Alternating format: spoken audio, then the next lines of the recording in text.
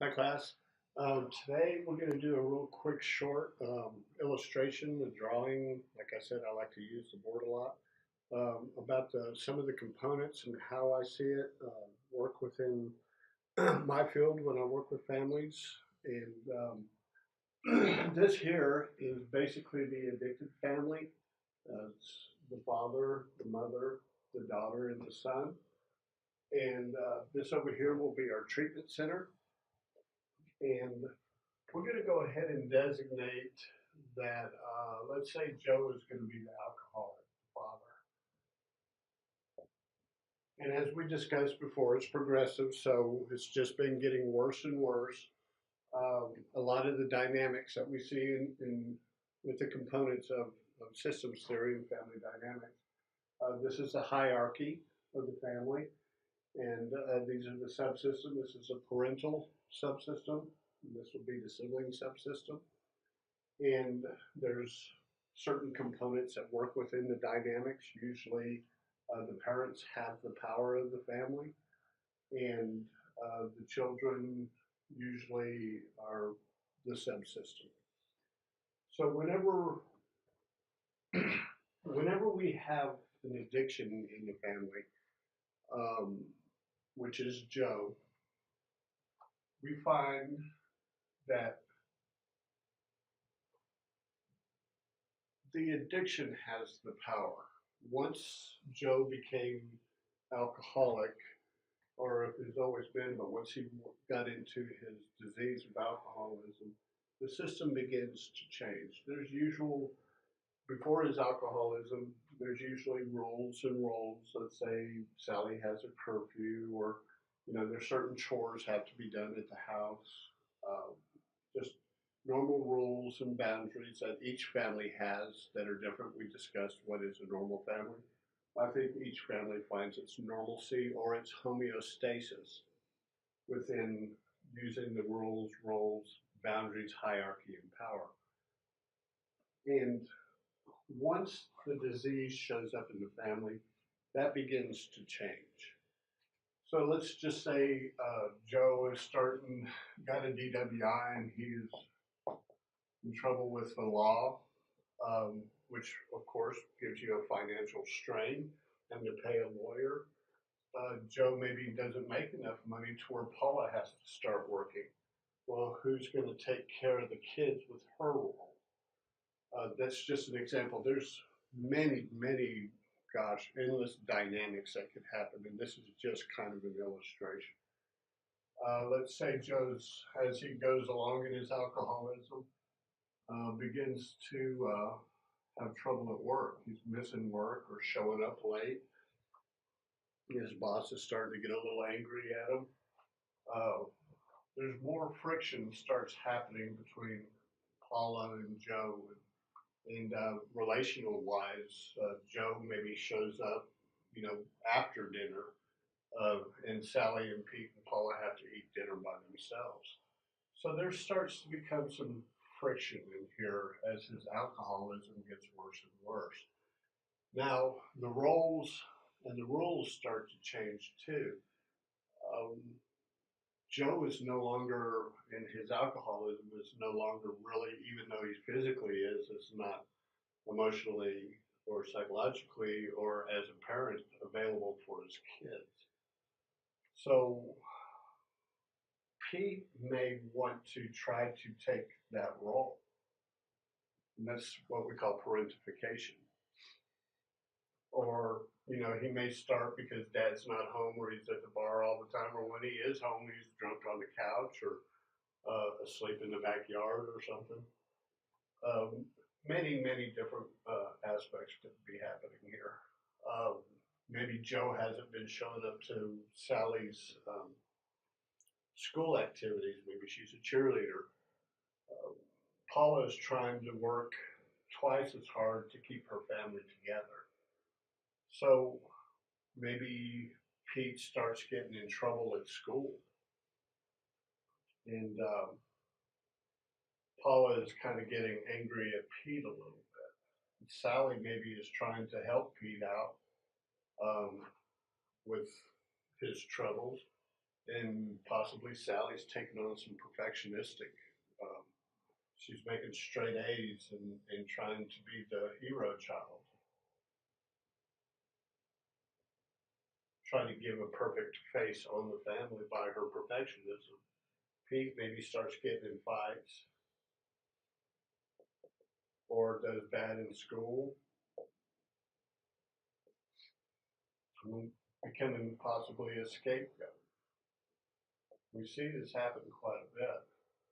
Uh, if there's fighting between Paula and Joe, Pete may find that when he does these bad things, that Joe and Paula get together and are peaceful with each other to focus on Pete. So there's many, many different dynamics that may happen within here. Um, Joe's relationship with Sally is getting worse.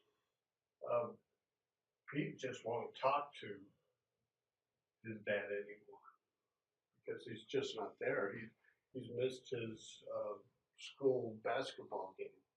So Pete may be just getting angry with Joe, with dad.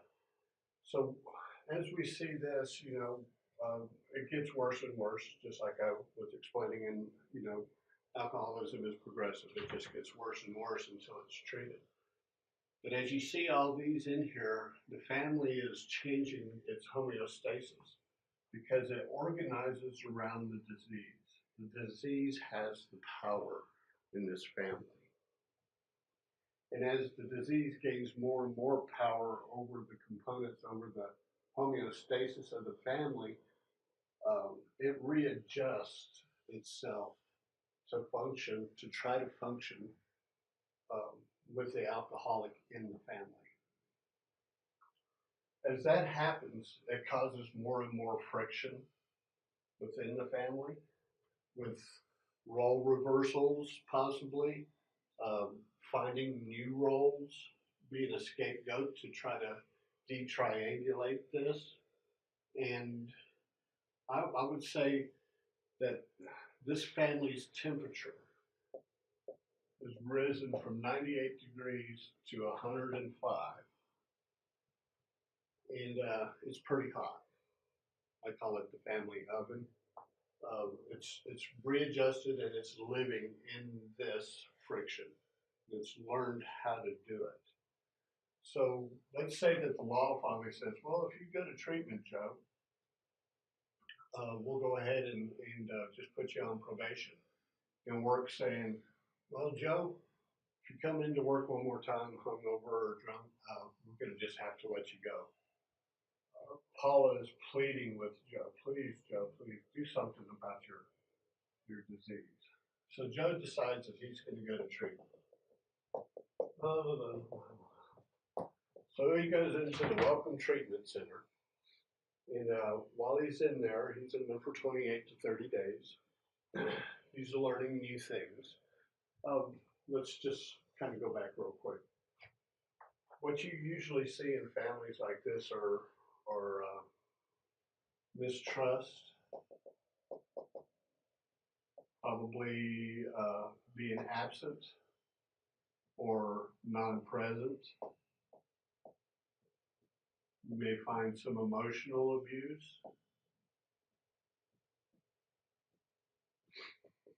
Maybe even physical abuse, emotional, physical abuse. You may find a lot of resentment and anger. So these are all the components that give it that 105 degrees. So let's go ahead and go back. Joe goes back to the Welcome Treatment Center, and as he's there, they give him these coping skills, 12 steps, any kind of coping skills, CBT. Gets a little, maybe the whole family goes over and they get a couple days of family stuff and learn a little bit more about the disease of alcoholism. But as Joe's there, he goes to groups and he has an individual counselor and he learns a little bit about tolerance, acceptance,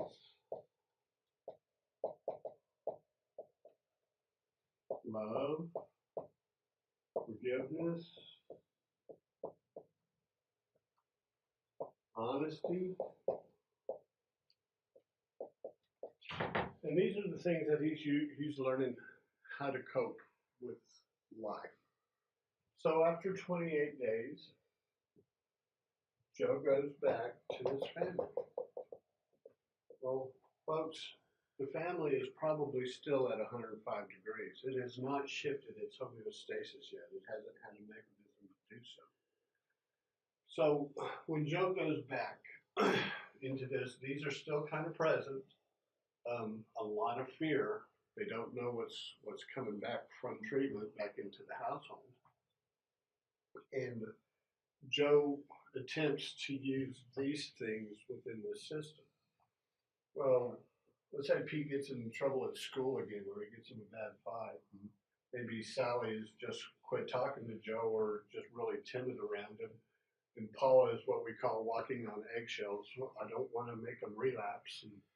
And so Joe has gone back into 105 degrees. Well, when Joe gets here and he learns all this in 28 days, we say that he cools down to 98 degrees. So he goes back into here at 98 degrees. What do you think is going to happen? The 98 degrees may, whenever some of this friction starts to come back up, he may start to rise. So he has been given these coping skills over here and told, to find a meeting or a sponsor or use 12 steps, maybe see his pastor,